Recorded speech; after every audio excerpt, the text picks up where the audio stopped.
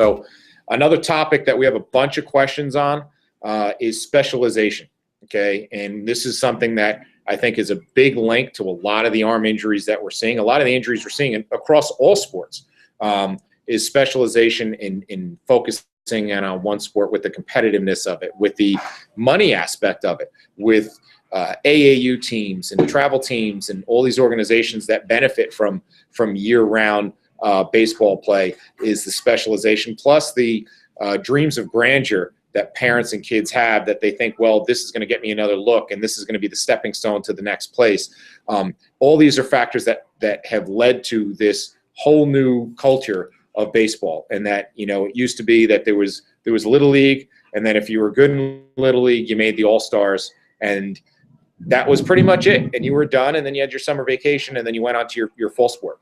And now it's starting up where, you know, kids are already training now in December, getting ready for their spring season that will pretty much flow all the way through up till Thanksgiving, and there's very little downtime in there. So there's obviously a huge correlation with that and with a rise in injuries. Now, with terms of specialization, I talked a little bit about Buck Showalter, where he will not draft one sport baseball players. You see it across all sports.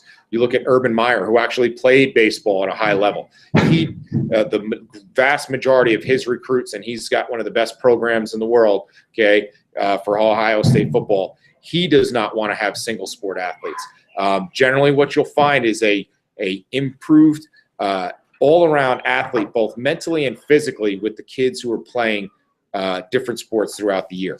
Now, some of the questions are talking about at what age you recommend to focus really on one sport. Another question was, when can you figure out that your child kind of, quote unquote, has it for the sport, and now he needs to make this the priority?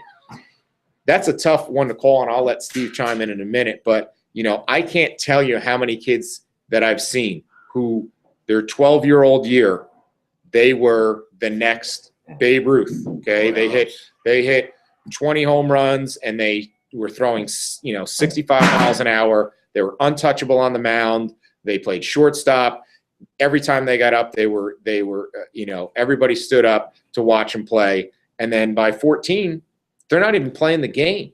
There, a lot of that has to do with, some of it is you have to understand where you are in the age curve, and that's something that Little League is looking to change. That a lot of the stars you'll see in that 12-year-old year, which is a big a gauge, is a lot of those kids are kids who are young for their grade, so they're actually a grade older. Like my son is born in August. He'll be a 7th grader in his 12-year-old baseball year. So he'll be almost a full year older than some of the kids he's playing against. And in terms of physical maturity, that can make a huge difference. Then the other thing is you have kids that are early developers in terms of their maturity. Those are the ones that are, you know, shaving in 7th grade, and they're much more physically developed than the other kids.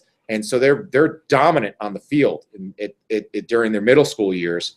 But once they get to freshman, sophomore year, that's it. They're done, and everybody else kind of passes them by. So there's all different levels of maturity. So it's really tough to nail down an age to say, well, if your kid's got it at 12, he's got it.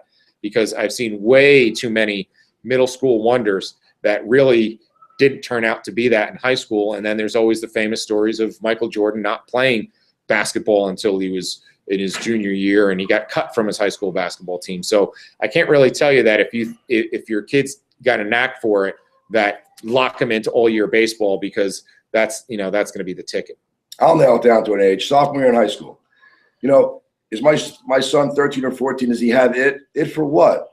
You know, he hasn't played a game of varsity baseball. Are we actually thinking about college already? And I think that's a problem. We're starting to focus too far down the road. You know, we talk about kids. He was here yesterday. He's like, you know, can you contact these colleges for me? I said, have you pitched a varsity baseball game yet? No. I said, then what are we talking about calling Division I schools for you yet? Let's not get ahead of ourselves. They're young. We have no idea how they're going to develop maturity-wise, athletic-wise, you know, physically. So kids can show, like you said, kids can show you great skills, you know, and they're playing at their age level, or they're, you know, the big famous word is they're playing up, and they're playing with kids that are a year or two older than them. You know, why would I want to have my kids specialize in one sport anywhere before high school? You know, I was a football, baseball guy. I played other sports, recreational, but I was a football, baseball kid in high school. I went to high school, to St. Joe's High School, primarily for football. I mean, I knew I was going to play baseball there, but I went there as a football player. And, playing football those years, that's what helped me on the baseball field. The different movements and the different mentality and the aggressiveness and all those things helped mold me as a baseball player, helped mold me as an athlete. And then when I decided to become a baseball player, I was ready to go. It wasn't because I just stuck with that same sport. And I got to tell you, I've been dealing with baseball since 1997, training, and I love baseball. But I don't want to watch baseball year round. I don't want to be playing baseball year round all the time. I want to get other sports in. I want to get involved in other sports. I want to go see my kids play other sports. So when you get to sophomore year in high school, if you can see that you're at a varsity level, and that maybe there's something there, and maybe you're talking maybe scholarship money or something like that, then I think that decision could be made. But prior to that, I think kids should play multiple sports, and it's only going to help you as an athlete. So if you're thinking about doing that before high school, I think it's a big mistake. I think that your kids are going to be affected by that negatively because, again, those other sports and those other movements and different training methods, all that stuff is going to eventually mold you into what you become down the road. Speaking of specialization, there's 2 great videos that we have shot that are going to be ready to go. Both of them are going to be free member content videos, and both of them feature a player that Steve coached at St. Joe's, Pat Kivelhan. And his story is a very cool story talking about specialization.